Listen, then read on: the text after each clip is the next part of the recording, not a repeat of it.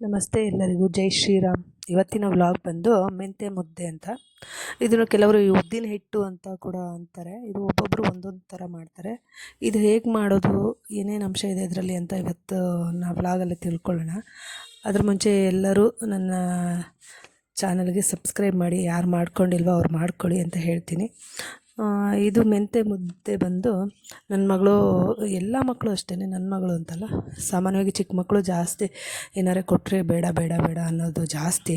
ಕೆಲವು ಮಕ್ಕಳು ಅಷ್ಟೇ ಇಷ್ಟಪಟ್ಟು ತಿಂತಾರೆ. ಅಂಥದ್ರಲ್ಲಿ ನನ್ನ ಮಗಳು ಕೂಡ ಒಬ್ಬಳು. ಏನು ಕೊಟ್ಟರು ಬೇಡ ಬೇಡ ಬೇಡ ಅಂತ ಇಷ್ಟಪಟ್ಟು ತಿನ್ನೋ ವಸ್ತುಗಳೇ ಇಲ್ಲ ಅವಳು. ಏನಾರು ಬೇಕಾದ್ರೆ ಇಷ್ಟೇ ತಿಂತಾಳೆ. ಅದರಿಂದ ಅವಳು ಎಲ್ಲೇ ಹೋದರೂ ಹುಷಾರಿಲ್ದಾಗೋದು, ಈ ಥರ ಹಾಸ್ಪಿಟಲ್ ಹೋದರೆ ಸಾಕು ಅಂತ ಎನರ್ಜಿ ಕಡಿಮೆ ಇದೆ ಅಂದ್ಕೊತೀನಿ. ಶಕ್ತಿ ಇದೆ, ಇಮ್ಯುನಿಟಿ ಪವರ್ ಇದೆ, ಬಟ್ ಪೋಷಕಾಂಶಗಳು ಎಲ್ಲ ಮಕ್ಕಳಿಗೂ, ಬೆಳೆಯೋ ಮಕ್ಕಳಿಗೆ ಬೇಕೇ ಬೇಕು. ಅದಕ್ಕೆ ಇದನ್ನು ಜಾಸ್ತಿ ಬೆಳೆಯೋ ಮಕ್ಕಳಿಗೆ ಈ ಮೆಂತೆ ಮುದ್ದೆನ ಕೊಡ್ತಾರೆ. ಇದು ಎಲ್ಲ ಪೋಷಕಾಂಶಗಳನ್ನು ಹೊಂದಿರುತ್ತೆ. ಅದರಲ್ಲಿ ಕ್ಯಾಲ್ಶಿಯಮ್, ಐರನ್ನು, ಫೈಬರು ಎಲ್ಲನೂ ಇರುತ್ತೆ. ಇದರಿಂದ ಮಕ್ಕಳಲ್ಲಿ ಎನರ್ಜಿ ಜಾಸ್ತಿ ಆಗುತ್ತೆ. ಹೊರಗಡೆ ಓಡಾಡ್ತಾರಲ್ವ, ಆಟ ಜಾಸ್ತಿ ಆಡ್ತಾರಲ್ಲ, ಅದರಿಂದ ಈ ಎನರ್ಜಿ ಅನ್ನೋದು ಹೆಂಗೆ ಕಡಿಮೆ ಆಗುತ್ತೋ ಅದೇ ರೀತಿ ಇದು ಈ ಥರ ಮುದ್ದೆನ ವಾರಕ್ಕೊಮ್ಮೆ ತಿನ್ನೋದ್ರಿಂದ ಎನರ್ಜಿ ಜಾಸ್ತಿ ಆಗುತ್ತೆ. ಎಲ್ಲ ಕ್ಯಾಲ್ಶಿಯಮ್ ಏನೇನು ದೇಹಕ್ಕೆ ಬೇಕು ಎಲ್ಲ ಪೋಷಕಾಂಶಗಳು ಕೂಡ ಇದರಲ್ಲಿ ಸಿಗುತ್ತೆ. ಅದೇ ರೀತಿ ಇದನ್ನು ಬಾಣಂತಿಯರಿಗೂ ಕೂಡ ಕೊಡ್ತಾರೆ. ಅದೇ ರೀತಿ ಮನೆಯಲ್ಲಿ ಹೆಣ್ಮಕ್ಳು ದೊಡ್ಡವರಾದಾಗ ಕೂಡ ಈ ಮೆಂತೆ ಮುದ್ದೆನ ಮಾಡಿ ಕೊಡ್ತಾರೆ. ನಮ್ಮ ತೀರ್ಥಹಳ್ಳಿ ಸೈಡ್ ಬಂದು ಮೆಂತ್ಯ ಅನ್ನ ಅಂತೀವಿ, ಅದನ್ನು ಮಾಡಿ ಕೊಡ್ತಾರೆ ದೊಡ್ಡವರಾದಾಗ. ಕೆಲವರೆಲ್ಲ ಈ ಥರ ಮೆಂತ್ಯ ಮುದ್ದೆನ ಮಾಡಿಕೊಡ್ತಾರೆ. ಇದರಲ್ಲಿ ಸಿಹಿ ಮುದ್ದೆನೂ ಮಾಡ್ತಾರೆ. ಅದನ್ನು ತುಪ್ಪದ ಜೊತೆ ತಿನ್ಬೋದು. ಇಲ್ಲ ನಾವು ಸಿಹಿ ತಿನ್ನಲ್ಲ ಅನ್ನೋರು ಸಾಂಬಾರು ಜೊತೆ, ಅಂದರೆ ಬೆಲ್ಲನ ಸ್ಕಿಪ್ ಮಾಡಿಬಿಟ್ಟು ಸ್ವಲ್ಪ ಉಪ್ಪು ಹಾಕ್ಬಿಟ್ಟು ಅದನ್ನು ಮುದ್ದೆ ಮಾಡಿಬಿಟ್ಟು ಸಾಂಬಾರು ಜೊತೆನೂ ತಿನ್ಬೋದು. ಇದರಲ್ಲಿ ಎಲ್ಲ ಪೋಷಕಾಂಶಗಳು ಇರುತ್ತೆ. ಇದು ಏನೇನು ಹಾಕಿದ್ದೀನಿ, ನಾನು ಏನೇನು ಹಾಕಿದ್ದೀನಿ ಈ ಮೆಂತೆ ಮುದ್ದೆಗೆ ಅನ್ನೋದನ್ನು ಲಿಸ್ಟ್ ಹಾಕಿದ್ದೀನಿ ನಾನು. ಅದನ್ನು ನೋಡ್ಕೊಳ್ಳಿ ಎಲ್ಲರೂ. ಅದೇ ರೀತಿ ಈ ಮೆಂತೆ ನಲ್ಲಿ ಮನೆಗಳಲ್ಲಿ, ಕೆಲವು ಮನೆಯಲ್ಲಿ ಬಾಣಂತಿಯರಿಗೆಲ್ಲ, ಅಂದರೆ ಕೆಲವು ಮನೆಗಳಲ್ಲೆಲ್ಲ ಇದನ್ನು ಉದ್ದಿನ ಕಾಳೆಲ್ಲ ಕೊಡಲ್ಲ ಬಾಣಂತಿಯರಿಗೆ. ಆ್ಯಕ್ಚುಲಿ ಅದೆಲ್ಲ ಸ್ಕಿಪ್ ಮಾಡ್ಕೊಳ್ಳಿ.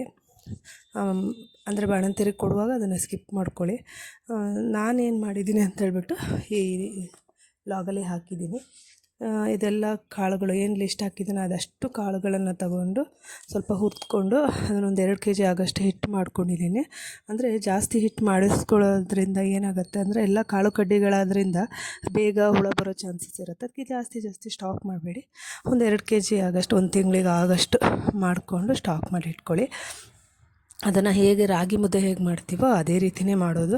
ಅದೇನು ಬೇರೆ ಥರ ಯಾವ ಮೆಥಡು ಏನೂ ಇಲ್ಲ, ಅದೇ ರೀತಿಯೇ ಮಾಡೋದು. ನಾನು ಅದೇ ರೀತಿಯೇ ಮಾಡ್ತಾ ಇರೋದು.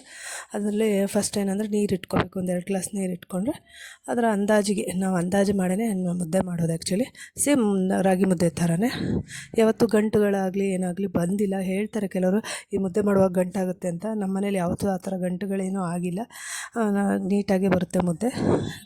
ನೀರನ್ನು ಕುದಿಯೋದಕ್ಕೆ ಇಟ್ಕೊಂಡು ಅದಕ್ಕೆ ಚಿಟಿಕೆ ಉಪ್ಪು ಹಾಕಿಬಿಟ್ಟು, ಆಮೇಲೆ ಬೆಲ್ಲ ಹಾಕೋದಾದ್ರೆ ಬೆಲ್ಲ ಹಾಕ್ಕೊಂಡು ನೀರು ಕುದೀತಾ ಇರುವಾಗಲೇ ಹಿಟ್ಟುಗಳನ್ನು ಹಾಕಬೇಕು.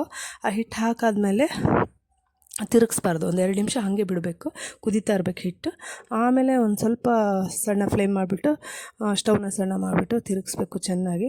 ಆಮೇಲೆ ಒಂದು 2 ನಿಮಿಷ 3 ನಿಮಿಷ ಮುಚ್ಚಿಡಬೇಕು. ಅದಾದ ನಂತರ ಮತ್ತೆ ತಿರುಗಿಸ್ಬೇಕು. ಅದಾದಮೇಲೆ ಮತ್ತೆ ಒಂದು 2 ನಿಮಿಷ ಮುಚ್ಚಿಡಬೇಕು. ಅದಾದಮೇಲೆ ಉಂಡೆನ ಕಟ್ಟಿ ಅದನ್ನು ತಿನ್ಬೋದು. ಅದನ್ನು ತುಪ್ಪದ ಜೊತೆ ತಿಂದರೆ ಚೆನ್ನಾಗಿರುತ್ತೆ. ನಮ್ಮ ಮನೇಲಿ ನನ್ನ ಮಗನಿಗೆ ತುಂಬ ಇಷ್ಟ. ಬಟ್ ನೋಡೋಕ್ಕೂ ಚೆನ್ನಾಗಿ ಕಾಣುತ್ತೆ, ಟೇಸ್ಟು ಚೆನ್ನಾಗಿರುತ್ತೆ. ನನ್ನ ಮಗಳಿಗೆ ಮಾತ್ರ ಒತ್ತಾಯ ಮಾಡಿ ತಿನ್ನಿಸ್ಬೇಕು. ಅವಳಿಗೂ ಸ್ವೀಟ್ ಇಷ್ಟ ಆಗೋಲ್ಲ. ಖಾರ ಮಾಡಿಕೊಡ್ತೀನಿ ಅಂದರೆ ಅದನ್ನು ಕೇಳಲಿಲ್ಲ ಅವಳು. ಆದರೂ ಒತ್ತಾಯ ಮಾಡಿ ಒಂದಿಷ್ಟು ತಿನ್ನಿಸ್ತಾ ಇದ್ದೆ. ಇದು ಎಲ್ಲರ ಮನೆಗಳಲ್ಲೂ ಮಾಡ್ಕೊಳ್ಳಿ. ಹೆಲ್ತಿ ಫುಡ್ ಇದು. ಒಮ್ಮೆ ಆದರೂ ಮಾಡ್ಕೊಳ್ಳಿ. ತಿಂಗಳಲ್ಲಿ ಒಂದು 4 ಟೈಮ್ ಮಾಡ್ಕೊಳ್ಳಿ. ವಾರದಲ್ಲಿ ಒಂದು ಲೆಕ್ಕ ಆದ್ರೂ ಮಾಡ್ಕೊಳ್ಳಿ, ಚೆನ್ನಾಗಿರುತ್ತೆ. Thank you.